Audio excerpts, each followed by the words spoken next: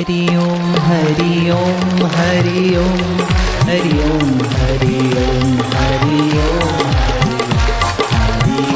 हरि ओम हरि ओम हरि ओम हरि ओम हरि ओम हरि ओम हरि ओम हरि हरि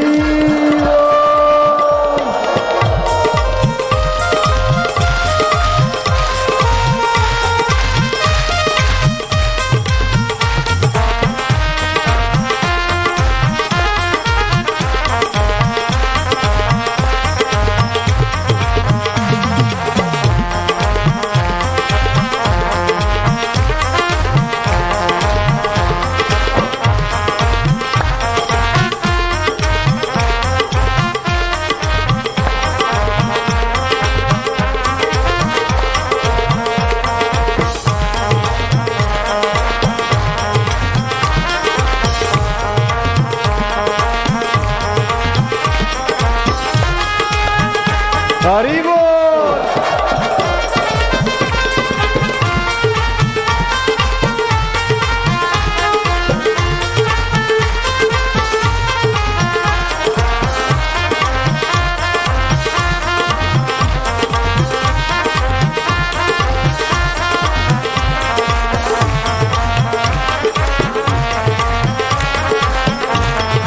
हरि ओम ओम ओम ओम ओम ओम ओम ओम ओम ओम ओम ओम प्रभु जी ओम ओम, प्यारे जी ओम, मेरे जी ओम ओम ओम ओम ओम ओम ओम ओम, हरि ओम ओम ओम ओम ओम ओम ओम ओम ओम ओम ओम, परमात्मा ने ओम ओम ओम ओम ओम ओम।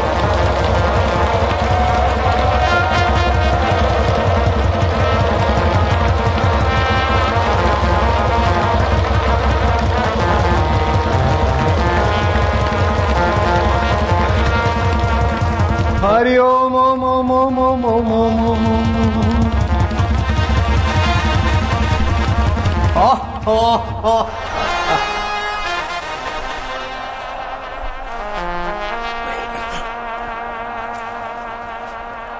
बैठो लाला लालिया।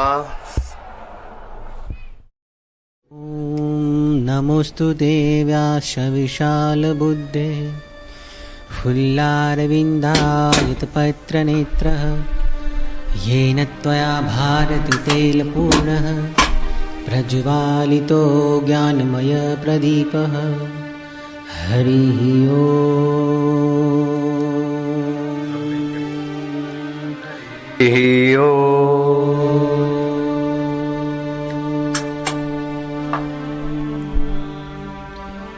हरिः ओम।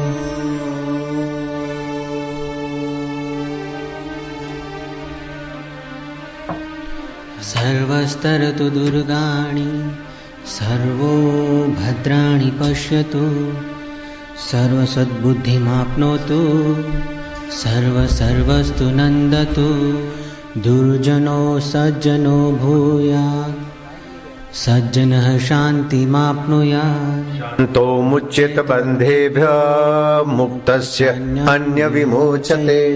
हरिः ओम हरिः ओम। वेद भगवान प्रार्थना सिखाते हैं, भाव उन्नत करना सिखाते हैं। कल बताया था कि हमें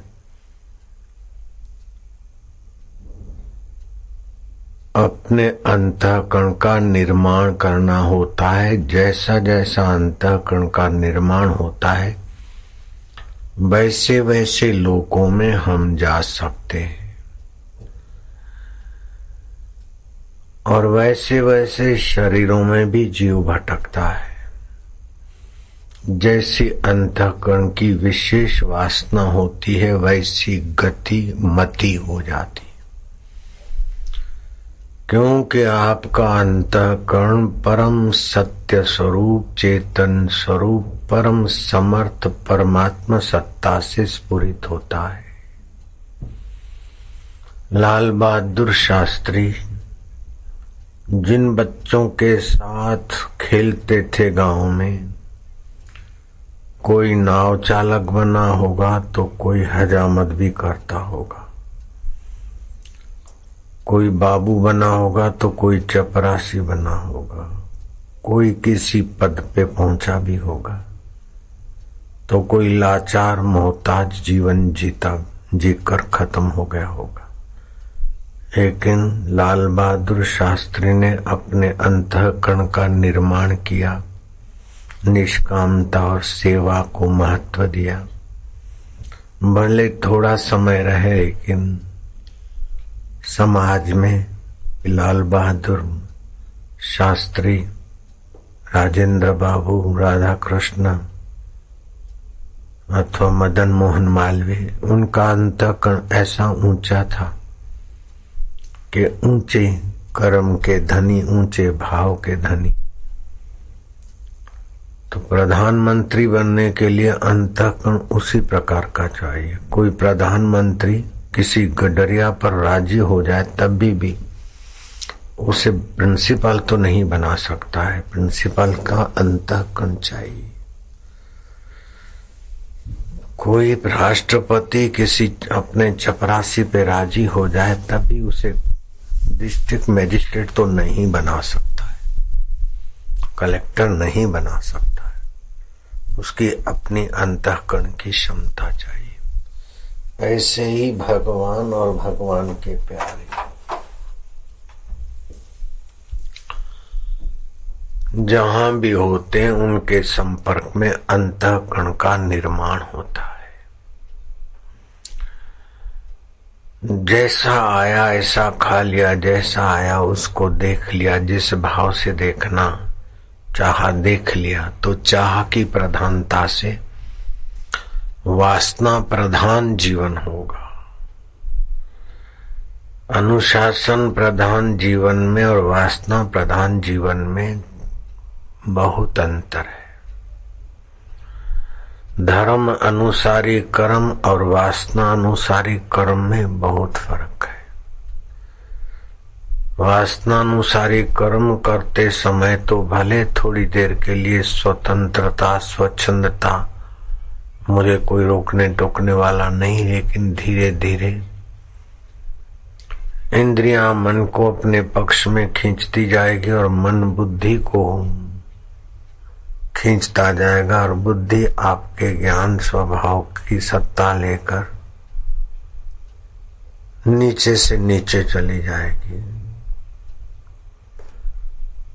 बुद्धि नाशात प्रणिष्यति, गीता कहती बुद्धि नाश हुई तो उसका नाश ही समझो। 3 प्रकार का ज्ञान होता है। एक आंखों से देखने का, नाक से सूंघने का, जीभ से चखने का, कान से सुनने का, त्वचा से स्पर्श करने का। इसको बोलते हैं ऐन्द्रिक ज्ञान। ऐन्द्रिक ज्ञान बाहर के विषयों से आकर्षित होता है, फिर उसको मन उसमें सुख की लोलुपता से सहयोग देता है और बुद्धि को अपने पक्ष में कर लेता है। तो धीरे धीरे बुद्धि मन के पक्ष में होती गई तो आपका बुद्धिगत ज्ञान मंद हो जाएगा। इंद्रियगत ज्ञान, बुद्धिगत ज्ञान और वास्तविक शुद्ध स्वाभाविक सच्चिदानंद का ज्ञान, 3 प्रकार के ज्ञान है। मूल ज्ञान स्वरूप परमात्मा बुद्धि को भी सत्ता देते हैं और इंद्रियों को भी देते हैं। इंद्रियों के आकर्षण में आकर आप मन को जोड़ देंगे और बुद्धि को मन खींच लेगा तो विनाश के तरफ जीव जाता है। कहाँ तो राजाधिराज महाराज मिथिला नरेश और कहाँ मरने के बाद अजगर बन गए, दुख भोग रहे। कहाँ राजाधिराज राजा नृग और मरने के बाद क्रिकेट होकर दुख भोग रहे। कहाँ तो president of America Ibrahim Lincoln मानवतावादी, अभी भी उनके कई यशगान करने वाले संस्थान हैं, लेकिन मरने के बाद प्रेत होकर बेचारे व्हाइट हाउस में दिखाई देते। मुसोलिन झील के किनारे भी दिखाई देता है। तो इसका कारण है कि इंद्रियगत ज्ञान को महत्व दिया। ध्यान से सुनना बहुत जरूरी है। मानव मात्र के कल्याण की बात भगवान बताते हैं। एक इंद्रियगत ज्ञान है जो साधारण जीव भी इंद्रियगत ज्ञान के तरफ ललक के जाते और परिणाम का विचार नहीं करते। दिया जलाया और आंखों को आकर्षित किया, पतंग ये मजा लेने को जाते हैं। मजा में कैसी सजा भरी है। आप देखो कि रात्रि को करोड़ों करोड़ों जीव ट्रैफिक की लाइटों में बेचारे आकर मजे के बहाने हवाओं के झटकों से, ट्रैफिक के साधनों से और साधनों से करोड़ों जीव जान तबाह कर देते।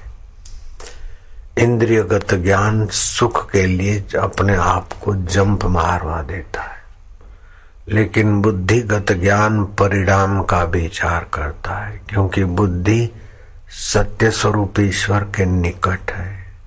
इंद्रियों से निकट मन है, मन से निकट बुद्धि है, बुद्धि से निकट जीवात्मा है, और जीवात्मा से निकट तुम्हारा अपना आपा शुद्ध सच्चिदानंद परमात्मा है तुम्हारे। तुम परमात्मा ज्ञान को, शुद्ध ज्ञान को महत्व दोगे तो बुद्धि बलवान होगी।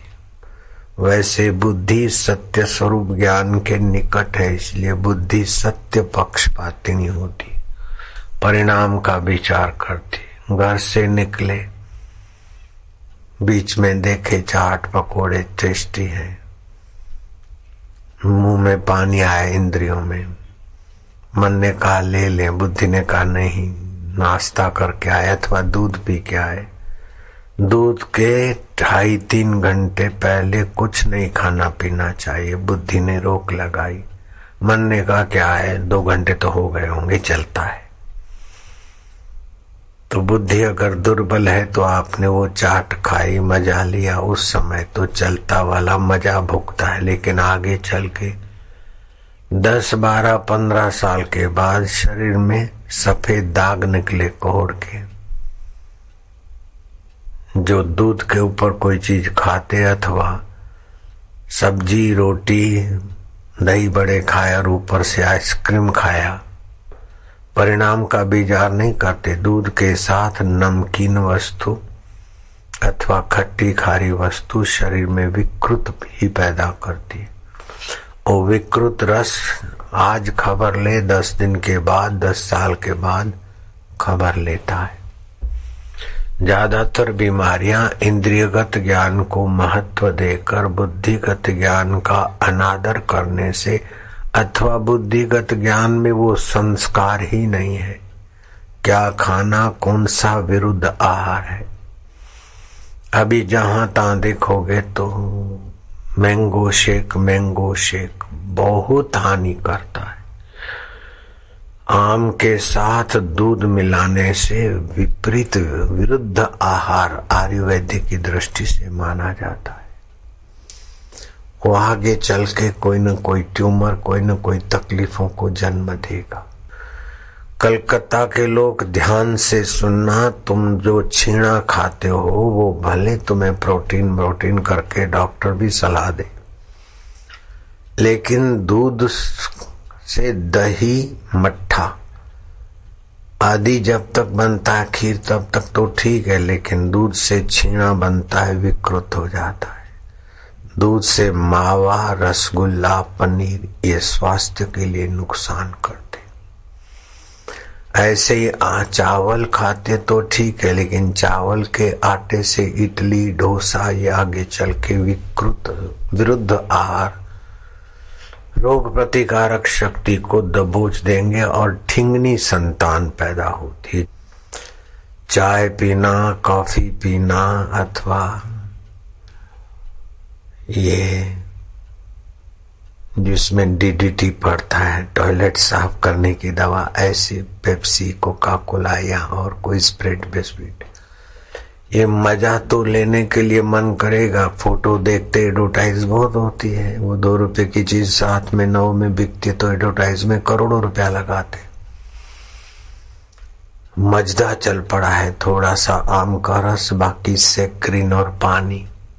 मजदा प्यास, लेकिन गले की खराबी देगा, पाचन कमजोर करेगा।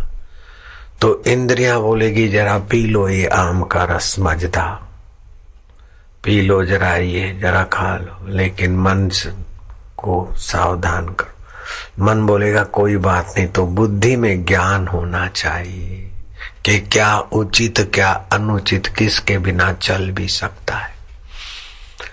20 से 25 तुलसी के पत्तों का रस, 1 गिलास गुनगुना पानी, 1 नींबू कभी कभी पिया करो, जिससे विरुद्ध आहार का जहर पड़ा है वो निकल जाए। नहीं तो आगे चल के जल्दी बुढ़ापा लाता है, ट्यूमर लाता है, कैंसर की बीमारी लाता है, ब्लॉकेज लाता है, क्या क्या तकलीफें करता है। इस सीजन में दही शास्त्रीय ढंग से आयुर्वेदिक से दही वर्जित है। लस्सी मट्ठा थोड़ा बहुत चले, लेकिन खट्टा दही और अति खट्टा दही तो बहुत नुकसान करे। तो आपकी रोग प्रतिकारक शक्ति बढ़े। ऐसे ही मर्द किसे कहते, जो जिसका मर्दन हुआ, मथा गया, दुख मुसीबतें कष्टों में भी जो अडिग रहा उसे मर्द कहते। कितनी भी वाहवाही हो जाए तो अहंकार ना होए, और कितना भी झूठे आरोप लगे। आजकल तो फैशन हो गया, स्ट्रिंग ऑपरेशन करके भी कई संतों को फंसाया गया है। मर्द लोग बदनामी सहते हैं, अडिग रहते हैं, लेकिन थोड़ी बचकानी होती तो बदनामी से भाग जाते, छुप जाते, तो बदनामी उनके ऊपर और पक्की हो जाती। तो भगवान कहते हैं कि आप अपने अंतःकरण को, अपने आप को मर्द बनाइए। इंद्रियगत ज्ञान के पीछे मन, और मन के पीछे बुद्धि, और बुद्धि के पीछे आप गए तो आप बुद्धि नाशात प्रणिशति। तो बुद्धि को भगवत प्रसाद जा बनाकर मजबूत बनाइए, ताकि मन के चक्कर में ना आए। ध्यान से सुन रहे हो, आपकी कथा बोल रहा हूं। भगवान की कथा तब समझ में आएगी जब आप अपनी कथा समझोगे। आपकी इच्छा है कि मैं ये खाऊं, मन सहमत होता है कि खाना चाहिए, लेकिन बुद्धि बोलती है खाने से ये हो सकता है। तो आप रुकिए, उसका उपाय सोचिए। लेकिन आपकी इच्छा है और बुद्धि भी थोड़ी सहमति देती है, तो वो खाना, करना, देखना आप दबाए नहीं, उसका उचित उपयोग कर सकते। वासना हो और बुद्धि की और स्वास्थ्य की अथवा व्यवस्था की सम्मति हो तो उसका उपयोग करिए। नहीं तो आप विवेक को जगाकर बुद्धि को बल देकर मन को घुमावे में डालिए। अथवा वो बाद में खाएंगे, बाद में करेंगे। तो जब आपकी वासना का वेग हो तो थोड़ा समय बीतने दीजिए, तो काल वासना को निगल जाएगा। अच्छी वासना आई, उसको भी बाद में करेंगे तो उसको भी समय निगल जाएगा।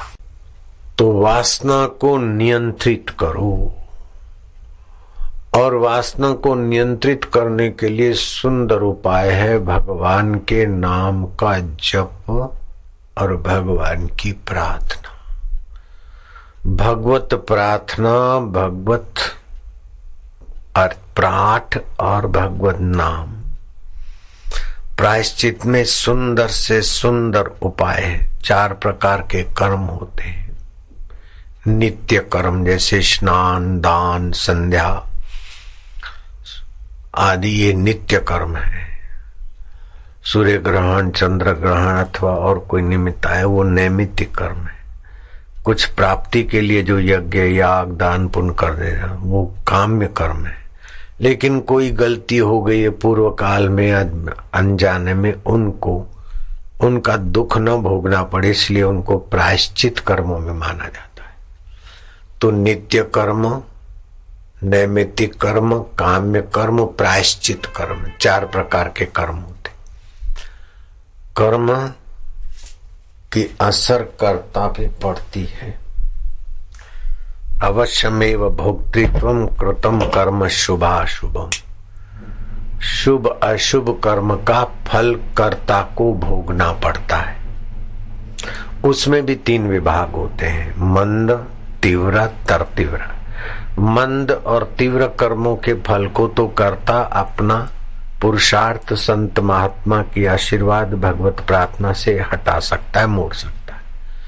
तरतीव्र कर्म का फल तो कर्ता को भोगना ही पड़ता है। कृष्ण जिसके सलाहकार, युधिष्ठिर जिनके साथ, ऐसे गांडीव धनुष्यधारी अर्जुन को भी रोना पड़ता है, भीम को भी छुप कर जीना पड़ता है। दानवीरों में श्रेष्ठ नाम और सूर्य भगवान की कृपा से कुंता के गर्भ में आने को मिला। ऐसे कर्ण को भी युद्ध में दुर्योधन का साथ देने का फल कड़वा भुगतना पड़ता है। अवश्यमेव भोक्तृत्वम कृतम कर्म शुभाशुभम। तरतीव्र कर्म भोगने पड़ते। उसमें एक उपाय है, अगर आपकी बुद्धि का आपने पक्ष लिया और बुद्धि ने सच्चिदानंद ज्ञान स्वरूप ईश्वर का पक्ष लिया, तो वो कर्म बाहर से दुखद घटना घटेगी, लेकिन मैं दुखी हूं ऐसी बेवकूफी वो कर्म नहीं देते। प्रारब्ध अनुकूलता, प्रतिकूलता, दुखद सुखद परिस्थिति पैदा कर सकता है, लेकिन उसमें दुख में डूबना न डूबना आपके हाथ की बात है। सुख में डूबना न डूबना आपके हाथ की बात है। ये पौरुष है, ये मर्दानगी है। दुख आए तो आप विवेक जगाओ और ये बीत जाएगा। जैसे भगवान सबका मंगल और सबको सुखद अवस्था में ले जाने में भगवान का सहज स्वभाव है, ऐसे आप भगवान के स्वभाव से मिल जाइए तो भगवान के सामर्थ्य से भी आप मिल जाएंगे, भगवान के ज्ञान से भी आप मिल जाएंगे और भगवान के सुख से भी आप मिल जाएंगे। जैसे बेटा बाप के सिद्धांत से मिल जाता है तो बाप की संपत्ति का मालिक बन जाता है, बाप के स्वभाव से मिल जाता है तो बाप की नाई बेटा भी सम्मानित होता है। लेकिन बेटा अपना डिम डिम चलाना चाहे तो लोग फिर किनारा भी करते हैं कि इसके बाप तो कुछ और चाहते, ये और।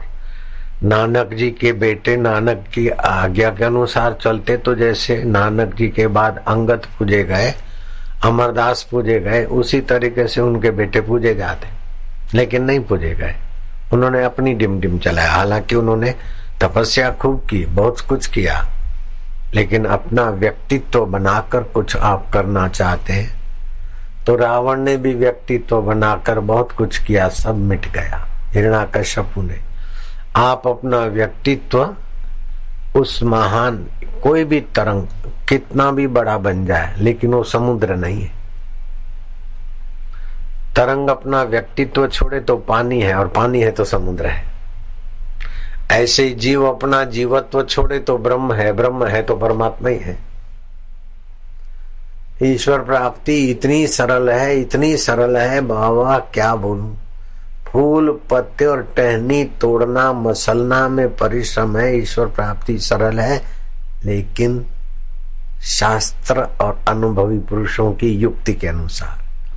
हे राम जी, जिनके पास संत और शास्त्र की युक्ति है उनके लिए ये संसार सागर गोपद की नाई हो जाता है।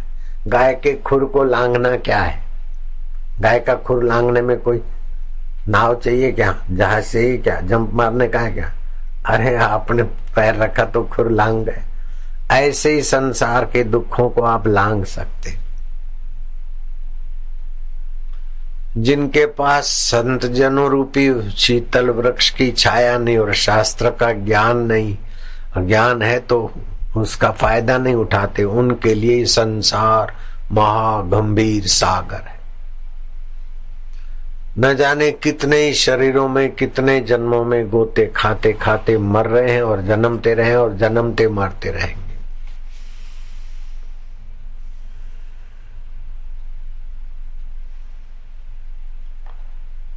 तो नित्य कर्म, नैमित्तिक कर्म, काम्य कर्म और प्रायश्चित कर्म। तो प्रायश्चित कर्म में भगवान को कातर भाव से प्रार्थना करके उसका नाम जपे।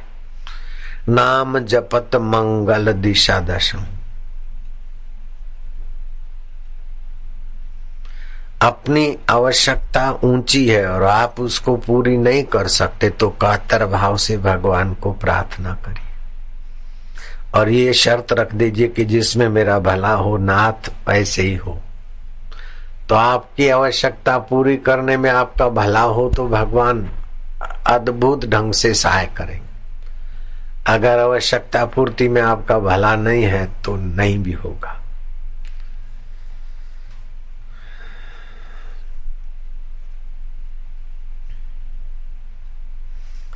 भक्त रूप कला जी की बात कल में मैं बताई थी कुछ लोगों को। उनका पहले का नाम था भगवत प्रसाद और रेलवे में काम करते थे, लेकिन भगवान को अपना मानते और भगवान की भक्ति में रुचि थी। बिहार में ऐसे रत्नाबाई अपने कमरे में बंद कमरे में गुरु नरसिंह मेहता को पानी पिला रही और लोगों के बीच रत्नाबाई दिखी गुरु जी को पानी पिलाते। आपका जहां मन तीव्र संवेग करता है शुद्ध ज्ञान स्वरूप ईश्वर उस आपके शरीर को वहां प्रकट भी कर देता है। तो परम मित्रों का मित्र, परम समर्थों का समर्थ, परम हितैषी का हितैषी वो अंतर आत्मा ज्ञान स्वरूप अपना आपा है।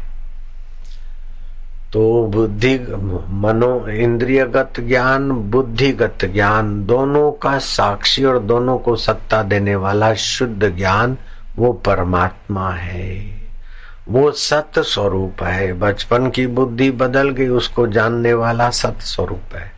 बचपन की इंद्रियां बदल गई उसको जानने वाला वह सत्य स्वरूप है।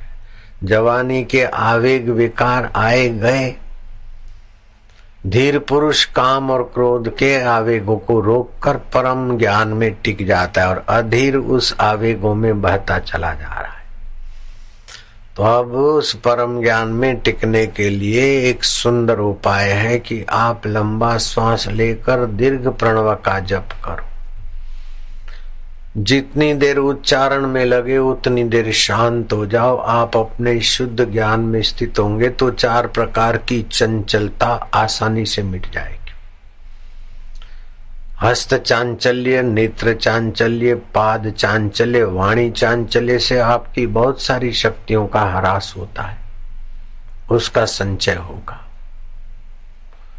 जैसे इस सीजन में दही स्वास्थ्यप्रद नहीं है, लेकिन ये खीर खाओ चाहे दही खाओ परिणाम का विचार करके खाते हैं तो आपके स्वास्थ्य की रक्षा होती। मैंने जो दही खाने में बदपरहेजी की तो मेरा शरीर थोड़ा धक्का लगा, तो उस धक्के की पूर्ति के लिए आज 25 तुलसी के पत्तों का रस, 1 नींबू, थोड़ा शहद मिला के पिया और स्वास्थ्य को फिर पहले जैसा बरकरार कर दिया। तो आपके जीवन में स्वास्थ्य संबंधी भी थोड़ा ज्ञान होना चाहिए। एक तो स्वास्थ्य, शरीर का स्वास्थ्य, कब खाना, क्या खाना और क्या खा लिया तो उसको कैसे काटना, ये थोड़ा। दूसरा मन को स्वस्थ रखने का थोड़ा ज्ञान। तीसरा बुद्धि को स्वस्थ रखने का ज्ञान। और चौथा अपने ज्ञान स्वभाव में आराम पाने का ज्ञान। आए है ज्ञान स्वभाव में आराम पाने का ज्ञान पा लिया तो बाकी के ज्ञान तो आपको अपने आप खींच के आ जाए, आप बापूजी बन जाएंगे। मैं डॉक्टरों के पास सीखने नहीं गया और कोई ऐसी विद्या पढ़ा नहीं हूं, लेकिन बड़े बड़े सर्जन भी दंग रह जाते, लोहा मान लेते। आप अगर शुद्ध ज्ञान में है तो देखते धड़ धड़ धड़ धड़ धड़। तुम बचपन में ऐसा ऐसा करते थे, अब उसके रिश्तेदार ने तो बताया नहीं, उसने बताया नहीं, तुम्हारे बेटे का नाम क्या है, फलाने का नाम क्या है, मुझसे वो फलाना जरा ऐसा है, फलाना है। अरे बाबा आप, वो लोग जहाज में या रास्ते में कोई मौका मिला और मैं चुटकी ले लेता हूं तो लोग दंग रह जाते। ये शुद्ध ज्ञान परमात्मा ज्ञान की परम महिमा है। इंद्रियगत ज्ञान तो विषय विकारों में गिराता है, बुद्धिगत ज्ञान परिणाम की सजगता देता है। बुद्धिगत ज्ञान को जितना तीक्ष्ण और उन्नत बनाओगे उतने ही आप समाज में उन्नत पद पे होगे। लेकिन बुद्धिगत ज्ञान का जो अधिष्ठान है शुद्ध ज्ञान, उसमें तुम शांत हो जाओगे तो बुद्धि में विलक्षण लक्षण प्रकट होंगे, मन में विलक्षण आनंद प्रसन्नता आएगी और इंद्रियों में विलक्षण तेज और बल आएगा। 58 साल 60 साल में तो चश्मा था, लेकिन अब बिना चश्मा के पढ़ रहा हूं। 60 साल में तो बूढ़े बापू थे, अब 70 में जवान हो रहा हूं। ये कैसे विलक्षण लक्षण प्रकट होते। तो इससे तुम्हारा स्वास्थ्य की तो रोग प्रतिकारक शक्ति बढ़ी, लेकिन तुम्हारी अगर लोलुपता बढ़ती गई तो ये दवाइयां भी कब तक।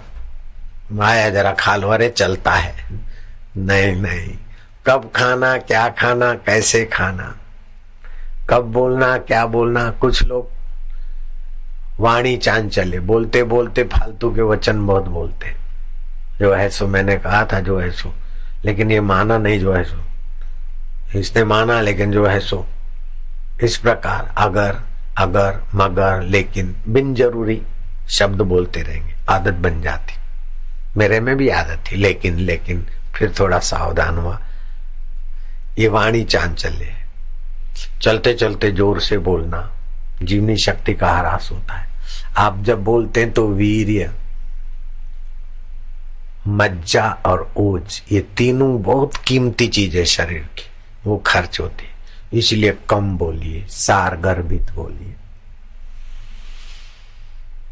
वाणी ऐसी बोलिए मनवा शीतल होए, औरन को शीतल करे आप हूं शीतल होए। वाणी चांचल्य मिटे। हस्त चांचल्य, बैठे तो यूं करेंगे, तिनखा तोड़ेंगे, ऐसा करेंगे, वैसा करेंगे। हस्त चांचल्य, कारपेट तोड़ेंगे, ये करेंगे, वो करेंगे। कई लोग यूं इधर काटते, इधर हाथ लगा, ऐसे। ये मन को, बुद्धि को कमजोर करेगा। कई लोग हस्त चांचल्य में नाक में उंगली घुमाते रहते, और कुछ मिल गया लिक्विड मिश्रित तो उंगलियों से घुमाते रहेंगे, घुमाते। मैं छोटा था ना तो ऑडिट करने का स्वभाव था, समीक्षा करने में घुमाते रहेंगे, बातचीत करेंगे, कुछ खाना है पीना तो पिएंगे और उंगली से घुमाते रहेंगे। घुमाते घुमाते देखेंगे, फिर घुमाएंगे, फिर बाद में यूं फेंकेंगे। ऐसे लोगों को मैंने कईयों को देखा, तुमने भी देखा होगा। ईमानदारी से हाथ उठाओ, देख लो। और तुमने भी किया होगा, ईमानदारी से हाथ उठाओ, देख लो। ये वाणी चांचल्य, तुम्हारी ईमानदारी का स्वागत है। बिन जरूरी है ना, हाथ भी गंदे हुए, समय भी खराब हुआ, मन व्यर्थ में गया। ये हस्त चांचल्य, कईयों का नेत्र चांचल्य, इससे भी ऊर्जा खर्च होती है। और जितना ठग होता है, चोर दिमाग का होता है, उसकी आंखें। पुलिस के पास ये सारा होता है, किसी से भी पूछेंगे ना तो उसके आंखें कैसी चलती है, हाव भाव, उससे वो पकड़ लेंगे कि ये निर्दोष है कि सदोष है। तो मशीनें बताए इससे पहले अपना अंतरात्मा सही बता देता है। कई न्यायाधीशों के पास भी योग्यता होती कि मुजरिम कानूनी ढंग से बिल्कुल खून इसने किया है, लेकिन न्यायाधीश का मन मानता नहीं। तो अलग से बुलाया, बोले देखो डफ नाला साबरमती नदी के किनारे, वहां हमारा मकान है और हम साबरमती में घूमने जाते थे। हमको पता है कि दो लोफर छोरे कैसे आपस में मजाक कर रहे थे, और फिर इस मेरे से उन्होंने सिगरेट फूंकने के लिए माचिस मांगा, मैंने मना कर दिया।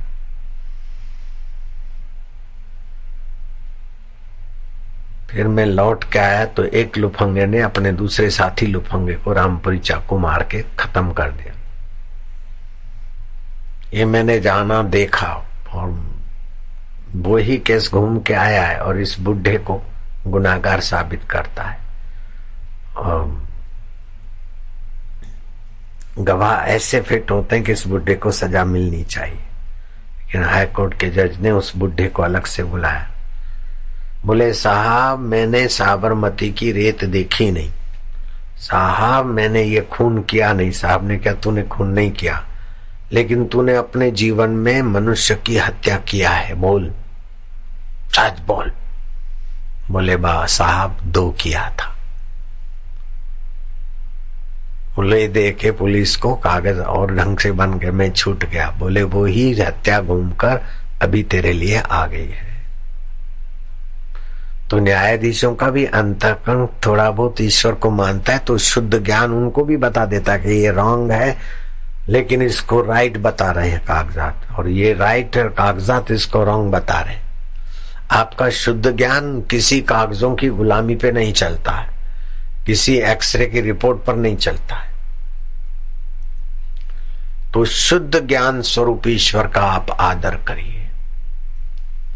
उसको बोलते सत्यम ज्ञानम अनंतम ब्रह्म। वो सत्य स्वरूप है, ज्ञान स्वरूप है, उसका कोई अंत नहीं। बुद्धि के ज्ञान का अंत है, इंद्रियों के ज्ञान का अंत है।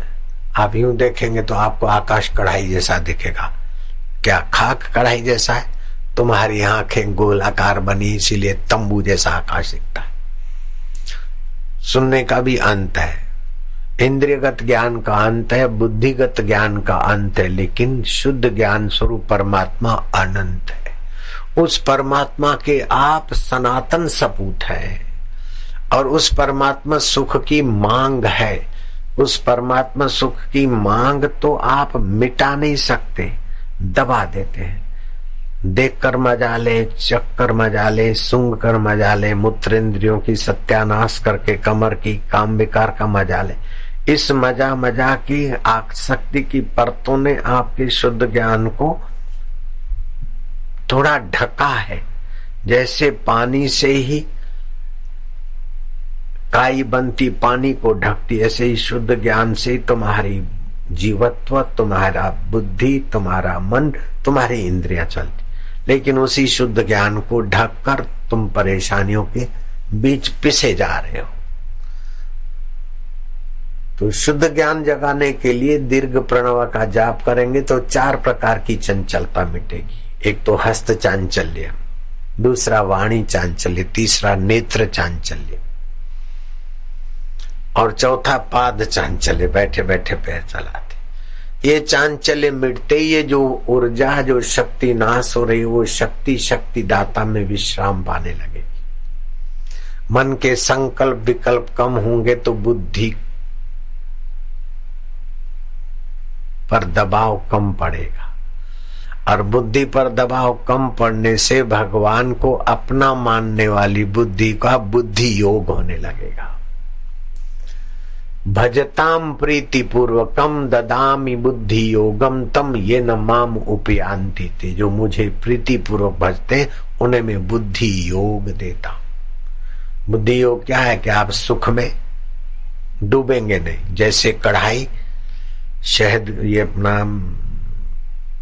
चाशनी की कढ़ाई, जलेबी की कढ़ाई में सियाने मकोड़े और मक्खियां किनारे आकर काम बना के चले जाते और मूर्ख उसमें डूब मरते। ऐसे ही संसार के इस रसमय आकर्षणों में आप अपना खाना पीना, बच्चे को जन्म, ये उपयोग करेंगे, लेकिन उपभोग की कढ़ाई में डूबेंगे नहीं, विकारों में डूबेंगे नहीं। तो आप हो गए तेन त्यक्तेन भुंजिता। त्याग से, समझ से उपयोग करो। हफ्ते में 1 आध दिन उपवास, नहीं तो 15 दिन में कड़क एकादशी स्वास्थ्य की रक्षा करेगी। सुबह के सूर्य के किरण पेट पर पड़े 7 मिनट, पीठ पे पड़े 10 मिनट। आपके आरोग्य की सारी दुनिया की दवाइयां सूर्य किरणों की बराबरी नहीं कर सकते। रोम में 600 वर्ष तक कोई डॉक्टर नहीं, कोई हकीम नहीं, कोई इंजेक्शन, ऑपरेशन, कैप्सूल नहीं। सूर्य के किरणों के द्वारा लोग स्वस्थ रहते थे। हाँ, रास्ते में कई जगह पर सूर्य चिकित्सा के केंद्र लोग खोलते थे, पैसा कमाने के लिए नहीं, कोई भी आए स्वास्थ्य लाभ करे, सहानुभूति से, सद्भाव से। तो सद्भाव से सेवा करने वाले की बुद्धि भी काम करती थी। अब जरा सी थोड़ी बीमारी हुई, सद्भाव नहीं हुआ और अमीर है तो एक्सरे कराओ, ये कराओ, वो कराओ, करते करते करते अमीर आदमी तो पैसों के कारण इतने बीमार होने पर इतने परेशान होते हैं कि गरीब इतने नहीं होते। डॉक्टर जान जाते हैं अमीर है, बस ये चेकअप, ये चेकअप, ये चेकअप, एक शिकार मिल गया। तो आप अपने स्वास्थ्य के ज्ञान का आदर करो, बुद्धि के ज्ञान का आदर करो। इन दोनों का आदर आपको परम आदर स्वरूप भगवान के आदर तक पहुंचा देगा। और भगवान का आदर क्या है कि आप सारे दुखों के सिर पर, जैसे श्री कृष्ण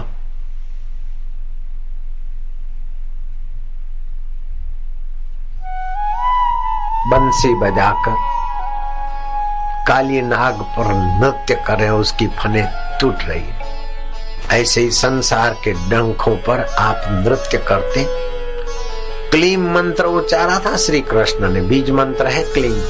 इस क्लीम मंत्र से बारिश लाई भी जा सकती है और बारिश रोकी भी जा सकती, इसकी बड़ी रहस्यमय विद्या है। तो श्री कृष्ण क्लीम शब्द उच्चारण करके अपना आत्म सुख के ज्ञान की धारा बहाते। 4 प्रकार का हास्य होता है। एक दैत्य दानव हास्य, हो हा। वो विदेश में चक्कर मार के लाफिंग क्लबों के द्वारा अपने देश में अब घुसा है। हो हा। ये हु हा करके भी जो हंसते हैं उनको मैं शाबाश देता हूं, लेकिन इसमें खतरे भी है। गर्भिणी और हु हा क्लब में गई तो गर्भ भी हु हा, नए टांके ऑपरेशन के तो टांके भी हु हा हो सकते। हार्ट अटैक क्या कोई संभावना है हु हा, तो हार्ट भी हु हा हो सकता है। इसकी अपेक्षा भगवान के नाम की पुनरावृत्ति करो। नारायण नारायण, हरि ओम, राम शिव, जो भी प्यारा लगे।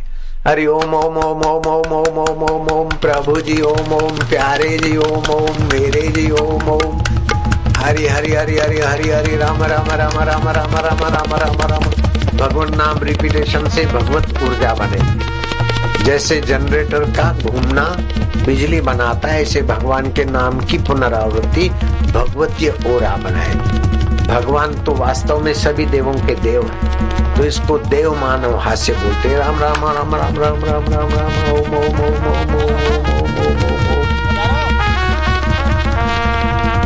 ओम ओम ओम ओम, शिव शिव शिव, आनंद देवा, माधुर्य देवा, आरोग्य देवा, प्रभु देवा, प्यारे देवा, ओम ओम हा।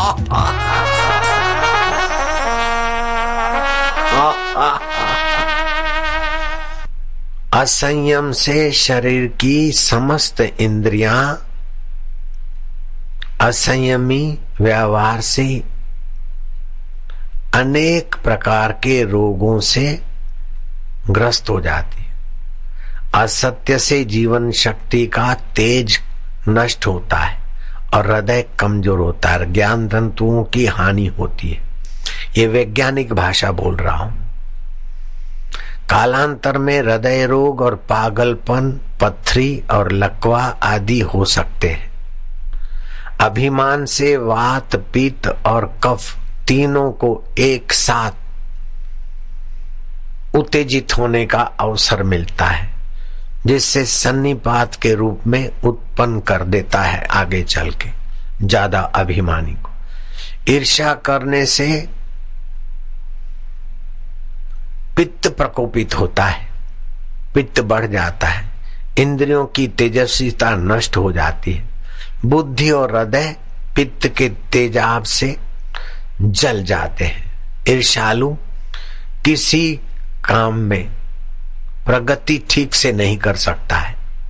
ऐसे मनुष्य पित्त और पथरी, जलन और लीवर की बीमारी के शिकार होते। खराबी आदि रोगों से दुखित रहने के लिए मजबूर हो जाते हैं। जो दंभ करते हैं, है नहीं और ऐसा दिखाना, उसे दंभ कहते हैं।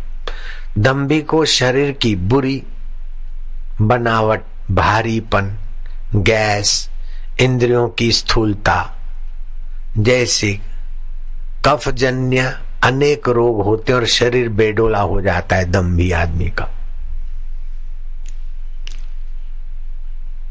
क्रोध करने से बहुमूल्य ओज नष्ट हो जाता है।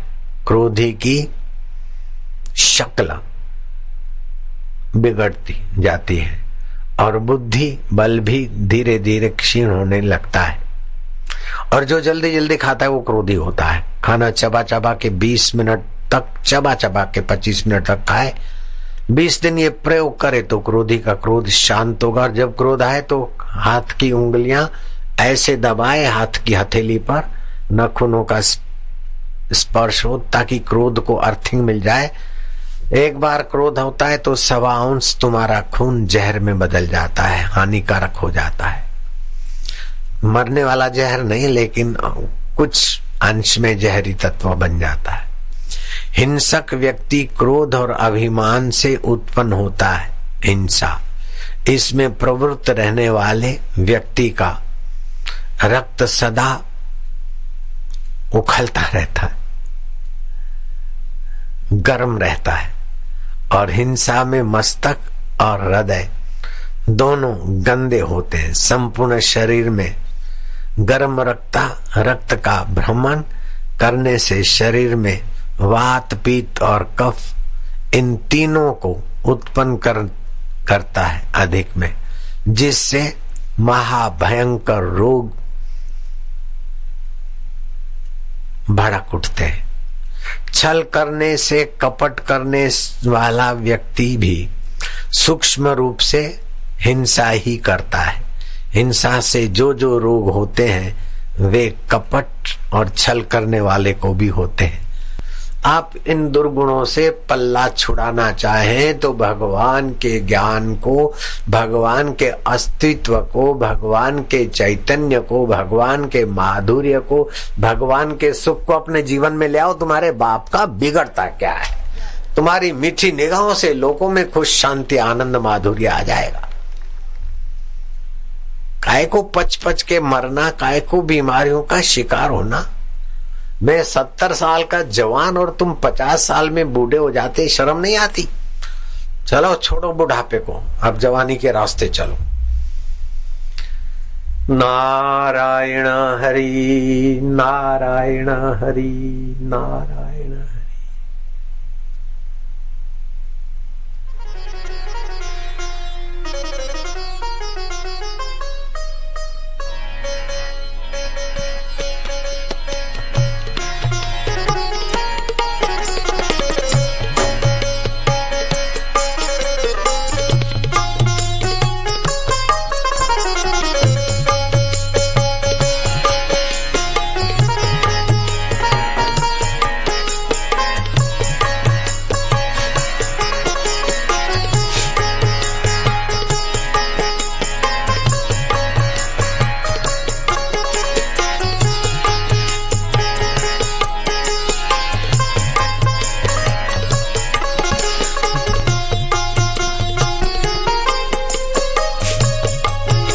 गोविंद हरे गोपाल हरे, गोविंद हरे गोपाल हरे। राग सुरट से तो नपुंसकता मिटती, लेकिन गोविंद और गोपाल के नाम से भगवती भक्ति के लाभ अनगिने और भी होते। गोविंद हरे गोपाल हरे, गोविंद हरे गोपाल हरे, गोविंद हरे गोपाल हरे, गोविंद हरे गोपाल हरे। जय जय प्रभु दीन दयाल हरे, जय जय प्रभु दीन दयाल हरे। सुख धाम हरे आत्मराम हरे, सुख धाम हरे आत्मराम हरे, गोविंद हरे गोपाल हरे। गोविंद गोपाल हरे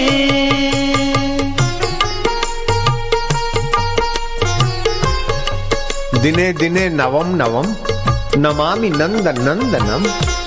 उस आत्मदेव से नित्य नवीन रस, नित्य नवीन ज्ञान, नित्य नवीन आनंद, नित्य नवीन मस्ती। लीलाम कर ले सुस्ती, हरि नाम की पी ले मस्ती।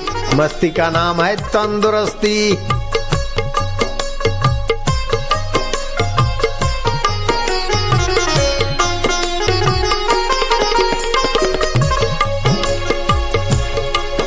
गोविंद हरे गोपाल हरे, गोविंद हरे गोपाल हरे।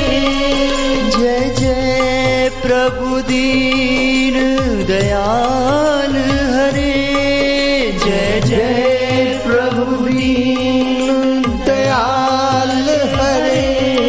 सुखधाम हरे आत्मराम हरे, सुखधाम हरे आत्मराम हरे। नपुंसकता भी हरे, मल तू ही भरे। नपुंसकता हरे, बल तू ही भरे। राग सोरठ कहे गोविंद हरे, गोपाल हरे।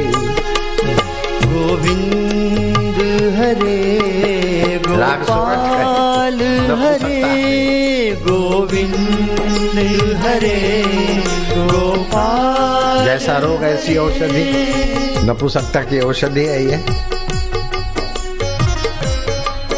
सिर दर्द, भैरवी राग से सिर दर्द मिटता है। भोपाली राग से आंतों पर सात्विक प्रभाव पड़ता है। मारवा और भोपाली आंतों को बढ़िया बनाते हैं।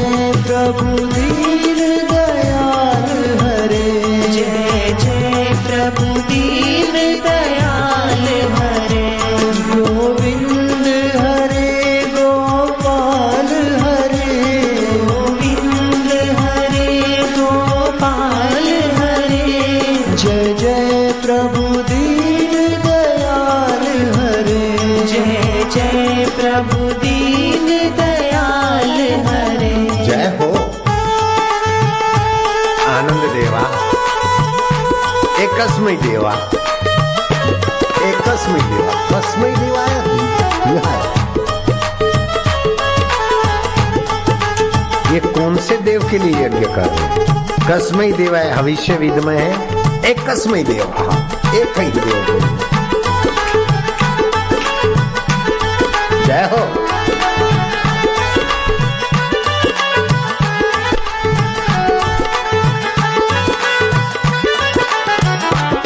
हरे राम हरे हरे कृष्ण हरे हरे राम हरे हरे कृष्ण हरे।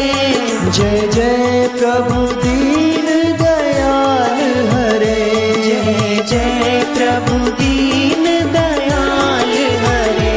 गुरुदेव हरे महादेव हरे, गुरुदेव हरे महादेव। हरि का द्वार भी है, बद्रीनाथ हरि का द्वार, और केदारनाथ हर का द्वार भी है। हरि हर का द्वार है, हरिद्वार। गोविंद हरे गोपाल हरे, हे सुखधाम हरे आत्मराम हरे। मेरे राम हरे, मेरे श्याम हरे। गुरुदेव हरे प्रभु देव हरे, गुरुदेव प्रभु दीन दयाल हरे। जय हो।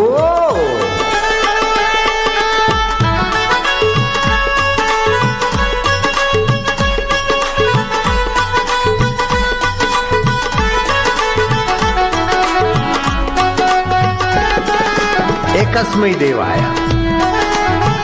कस्मै देवाय हविष्या विद्महे एक कस्मै देवाय।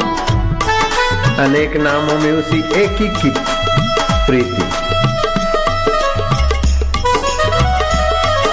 एक ही की मधुरता, एक ही ज्ञान स्वरूप, उसी से भाव, उसी से वस्तुओं की प्रतीति। हे परमेश्वरा, हे आत्मदेवा, हे सच्चिदानंदा,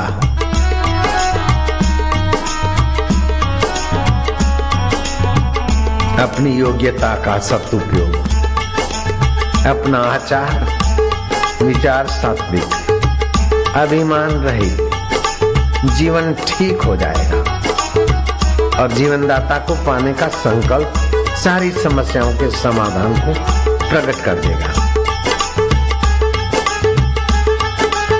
है फिकर फेंक हुए में हरि नाम की बूटी बाबा गुनगुना के पी, झुम झुम के पी, गुनगुना के पी, चुप होकर पी, चाहे नाच नाच के पी। महावीर ने चुप होकर पी, मीरा ने नाचते गाते पी, कबीर ने ताना बूनते हुए पी, आदि शंकराचार्य ने तत्व चिंतन करते हुए पी, वल्लभाचार्य ने भाव भी नहीं बनाकर पी, और लीलाशाह बापू ने पिलाते पिलाते पीते पीते पिलाई। हम भी वही करेंगे।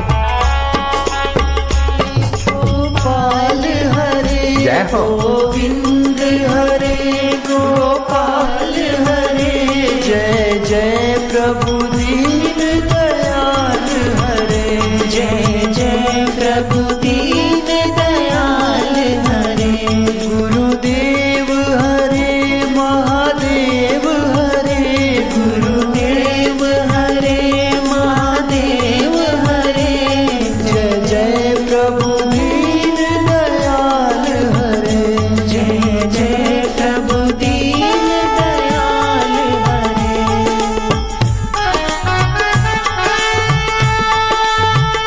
जय हो।